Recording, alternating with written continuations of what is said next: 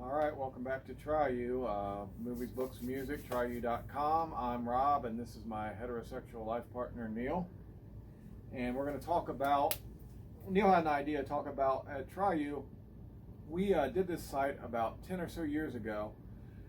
Funding and for other reasons it fell through. It was really before there were even apps available, but it was all a website. And he wanted to talk about what was the first recommendation we got, even in that remedial version of the site, that really changed the way, or just a great recommendation that, I mean, it's to this day, I'm going to talk, the one I'm going to talk about is an album, to this day, is still one of my very favorites. And it is Songs Ohio is the band, and it's the album's Magnolia Electric Company, which can be a little confusing because they released an album going under that name as a band. It's a little convoluted, but anyways, the album is Magnolia Electric Company by Songs Ohio, and the song is Farewell Transmission. Yeah. One of my very favorite songs of all time. Yep. And there was a user out in California on the original website. I think his name was Primus92. If you're out there, come back. He was great. But we ended up through our top 10 list, realizing we had a lot in common, and he had some stuff that I didn't know about, and vice versa. Yeah. So he had never read the book Perfume. Patrick Siskind, one of my favorite Scentless Apprentice Nirvana song, is written about that. And not to get off on a whole nother tangent, but they're doing a series based on that now. Yeah, and Patrick Siskind is actually mentioned in the liner notes to In Utero. And I read that book, and it's one of my very favorites. I think it's in my second top 10 list of books. But oh, did I tell you that time when I was reading that book, and at this time I'm a single dad, and I was at my daughter's gymnastics practice, and all the moms would ask me what I was reading, yeah. And I told them, oh yeah, you should read this.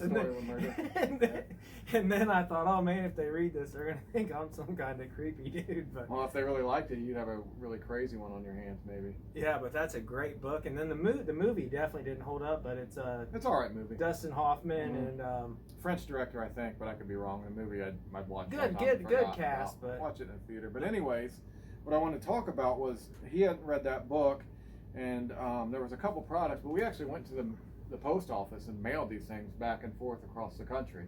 So I got a few books, but I got this and Neutral Milk Hotel.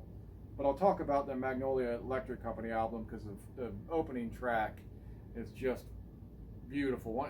Neil Young, it sounds everybody's reminded of Neil Young, but it stands alone by itself. One of the greatest songs I think I've ever heard, and it never gets old.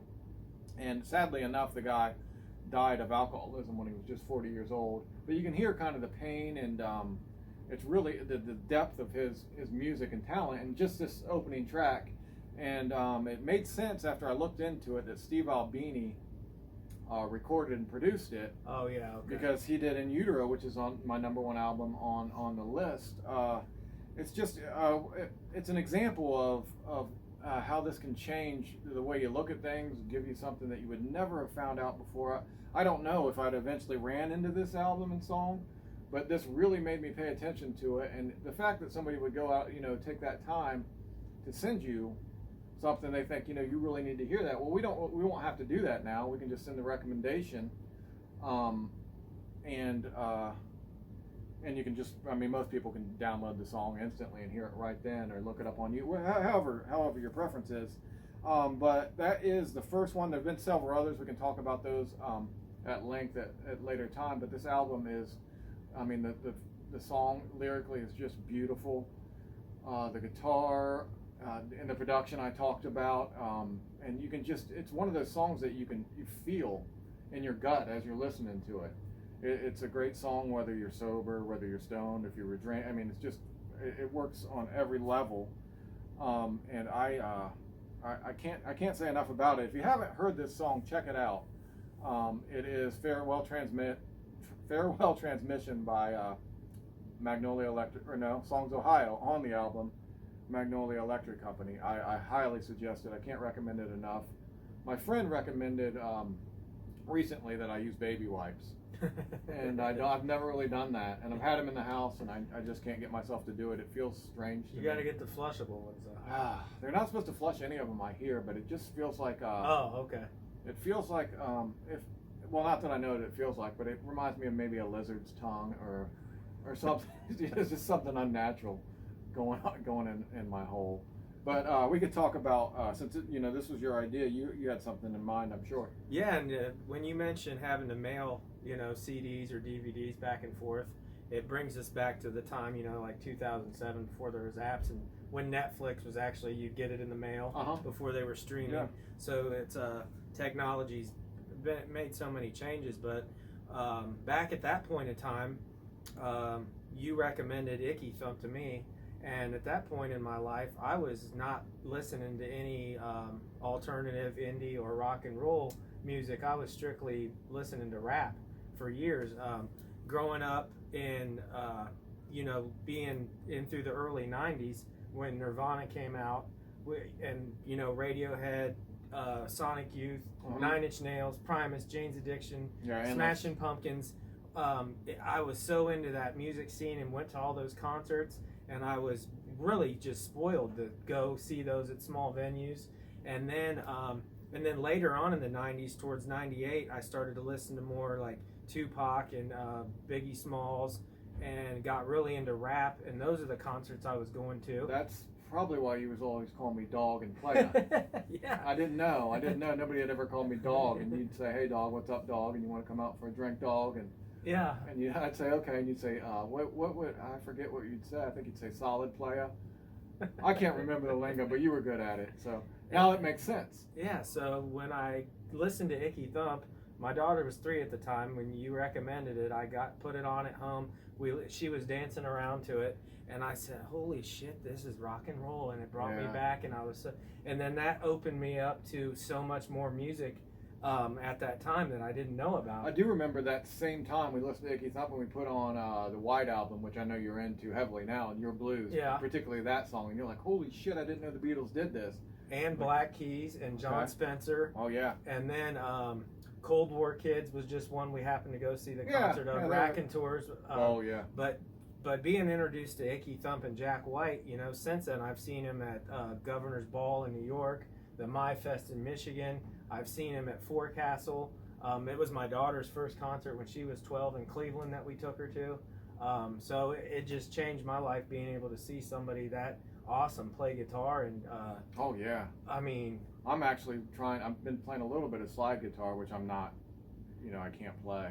But I've been trying to learn a slide track off that album called Catch-All Blues. It's just such a great song to hear. I mean, if you hear it, you're like, man, I would love to be able to play that. And there's some live versions out there. That's Catch-All Blues. You can come to TriYou.com. We'll have some videos posted. And for any of this stuff, come to TriYou.com, write a review, post your recommendations, post your favorites. But you got more to say about Icky Thump? Yeah, Icky, listen, I mean, every song badass on there. Yeah, I remember where I was at when the title track came out.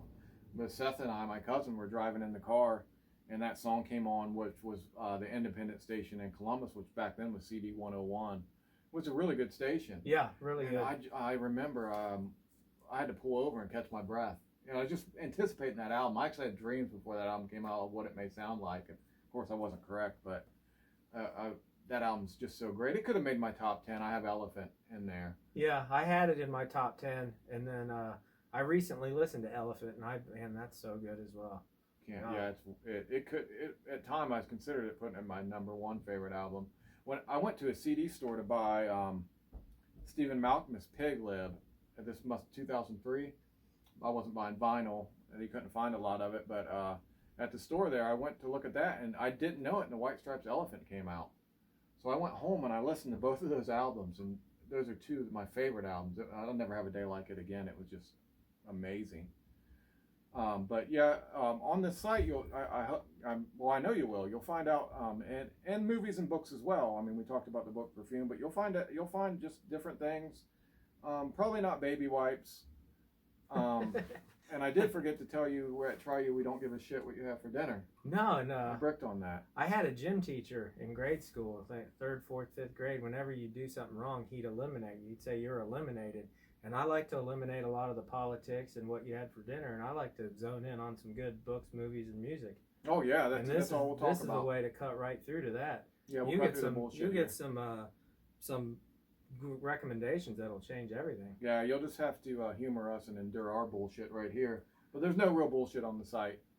You know, Some old bullshit. Some old bullshit might be on the site. That's a good one to go back and listen to hear where they came from. Yeah, really good. Yeah. And their book is awesome. And then you've seen their new movie. I haven't on seen Apple. it yet. It's basically a condensed version of the book, and it's great because you get to see the Beastie Boys up there. And there's a portion of that movie where they talk about MCA figuring out how to do a tape loop before you could do all that stuff. I remember that part. Yeah, when the levee breaks, and they said they went into the kitchen and he had a tape machine going around the table in a chair.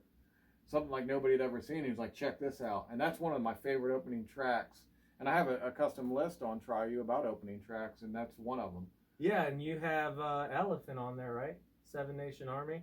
That's the one I left off. And I said, because it was in your top 10? Well, and I forgot. I do all these lists, so I put that. So I'm going to do a whole other list. I have Black Dog by Led Zeppelin. I remember. I know I have that. Let's think. For the one we're talking about. Farewell Transmission, my number one, because it's my favorite song by that band, and it's their opening track. Yeah. Smells Like Teen Spirit. That comes to mind. That pops right to mind. And then you also did a list of movies that have a real strong opening track, didn't you? I think so, yeah.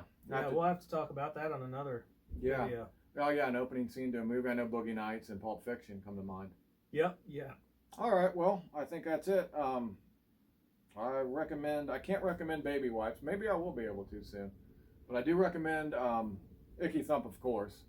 And if you've never heard it, Magnolia Electric Company by Songs, Ohio. If you're not grabbed by that first track, I don't know what to say to you. Have fun. And for Stefana, LOLJK, bye.